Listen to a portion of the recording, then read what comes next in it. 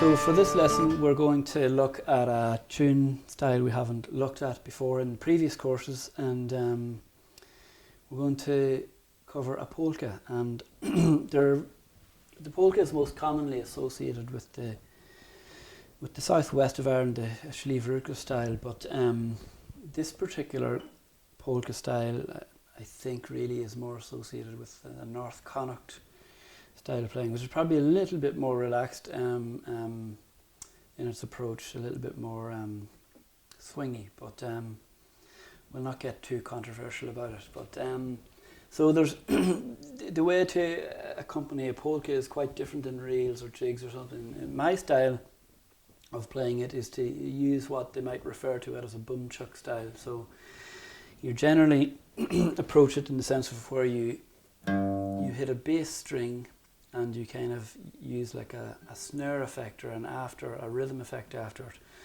So it's kind of like you might use in country music playing, or maybe a bit of bluegrass. So it's more like.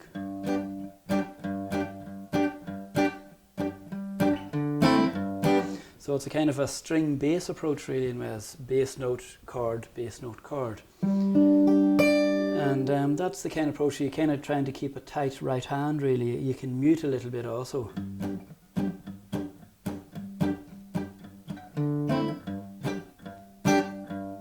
So you can see I'm hitting the bass and then the chord afterwards.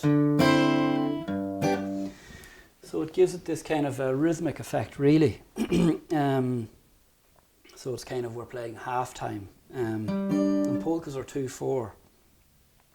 So if we were to play full time, normal time, it would be a little bit frantic. So the tune I'm going to pick now is a polka in the key of G, and it goes like this.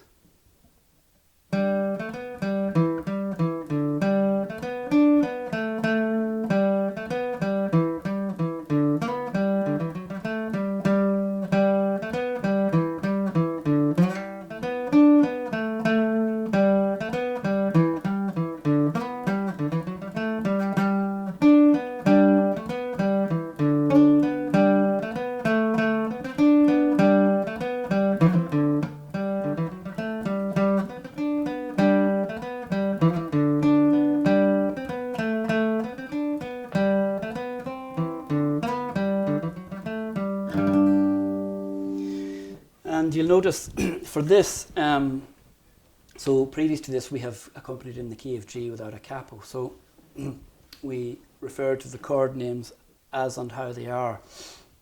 What you can see quite often within traditional Irish accompaniment is that we use this thing here, which is a capo or capo, I don't know. So we call it capo here in Ireland anyway. And so we can use this and as an aid if we want to. Generally it's used if we want a different sound or a different pitch. So if I accompany in the key major without a capo, it's a little bit more bassy, but up here we get some higher sounds. So the way we think about this, this tune is in the key of G, but we put the capo on the 5th fret, or as I say, we put it on G, because our bass string on the 5th fret is a G note. And we think of the chords then in terms of as if we are accompanying in D. So as I say, we are thinking as if we are in the key of D, and we're using D shapes. So the chords I'm going to call out are actually D chords theoretically, but with the use of the capo that brings the sound up 4 whole notes. These chords are actually chords in the key of G. So we are thinking kind of parallel in 2 keys at the same time. So you can call this a D as we have before. It's a D shape because that's the shape we're used to down here, but it comes out in sound as G. So just to be aware that we're going to use this approach of calling it the D shapes, but be aware that this actually translates to sonically to come out in the key of G. And it's nice to accompany here because it's a little bit higher up and lighter. So this style that we use for the polka, it's so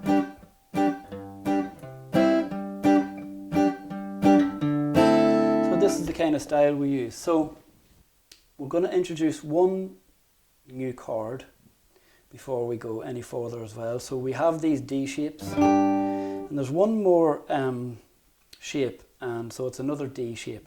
So we're going to keep these two fingers as if we're doing our D chord, but we're going to remove the pinky finger.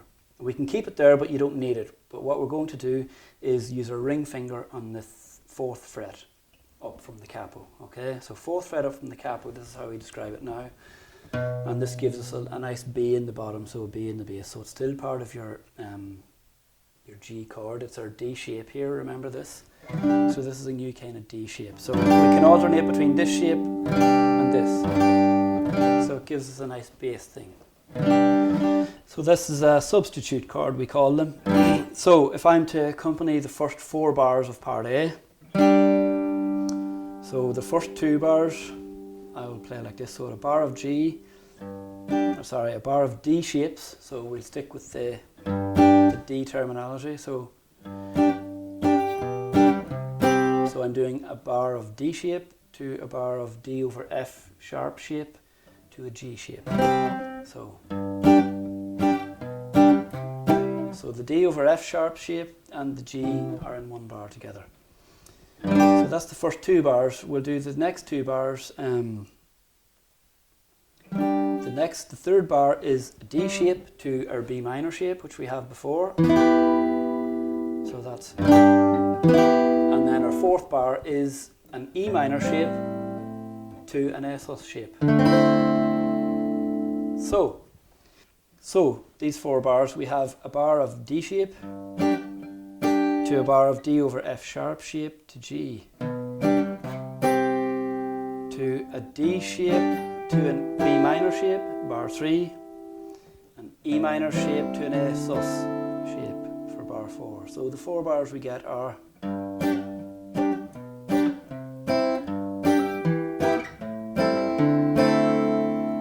again D, D over F, G, D, B minor, E minor, A sus.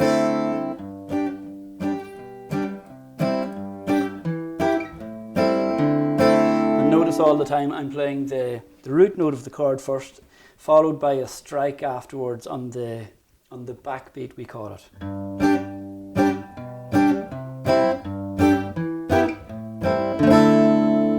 So we get Doireann to play the first 4 bars of that along with us. So after 4, 3, 4.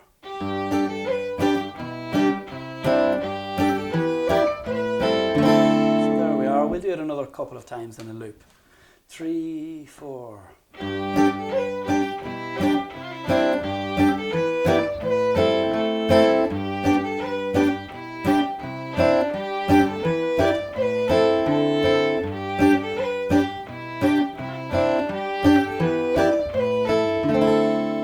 Lovely, okay, so you can see this is the effect that we're looking for. It gives it a bit of motion.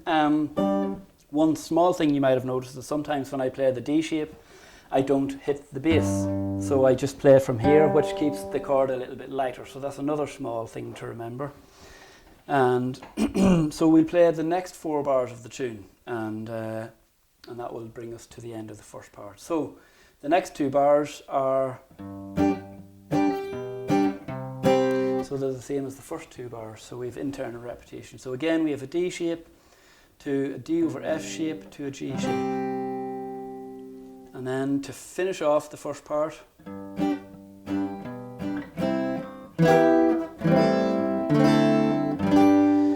so bar 3 in this 4 bar pattern is a B minor to an E minor shape. And then finally for this bar 4, we have an A sus to a D shape.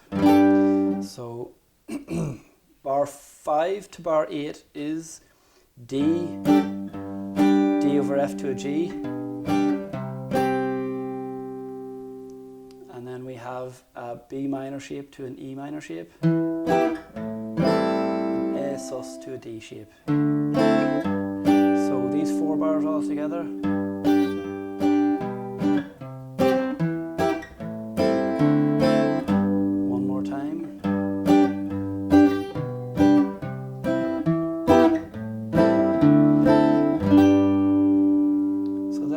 Try try bar 5 to 8 with Doireann now, and we'll see how this goes for us. So it's a little bit more involved than some other tunes. We've got plenty of chords here to remember and progressions. So last 4 bars of the first part after 4, 3, 4.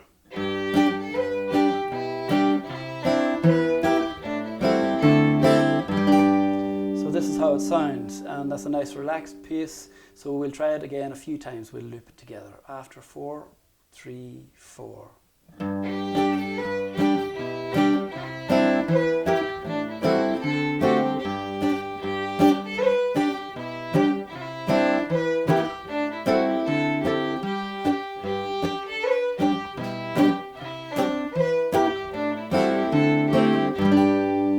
So that's bars 5 to 8. So we'll put both sets of 4 bars together to give us the first part, and we'll play it through twice.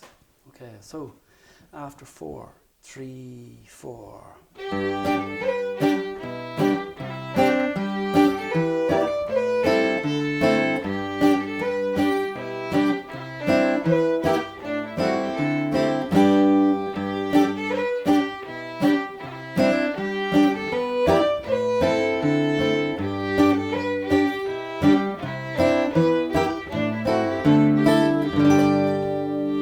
So that's the first part to the little polka we're playing. So there's plenty to get involved with there. And remember, it's bass string, then your after effect, so your strum after, you strum the whole rest of the string. And remember, you can mute these strings a little bit if you like. So you can play around with how much you want to mute them or not, and open it up sometimes and close it back in. Another small thing to remember there was if we play the D shape, we can avoid the bass string sometimes to keep it lighter. And one of the more important things to remember here also is that this is in the key of G, but we're putting capo on the 5th fret and accompanying with D shapes. So that's all for this lesson on part A of the polka. We'll come back in the next lesson and we'll do part B.